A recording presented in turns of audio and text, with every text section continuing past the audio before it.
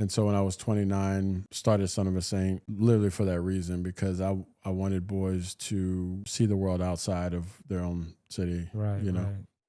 And there was a connected to the fatherlessness and what our sort of identity is around is because obviously I grew up like that, but there was a boy that had murdered another boy. And I saw it on NOLA.com and did some research. They both lost their fathers to violence. And I was like, man, how did we, maybe if they grew up like me, and I say this at the time, like maybe if they had the love poured into them Mm, like I did, not to say they didn't have love poured into them, but just, some of the similar structures that I had, maybe this wouldn't have happened.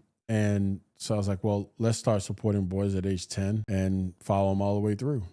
And it didn't have to be just sort of like the kids that were growing up in poverty, but it was kids that just didn't have dad around and needed that right, guidance. And right. so we started taking boys in and structuring Son of a Saint to where it is now. It's been 15, going on 15 years. And it hasn't felt like not one day of work in 15 years.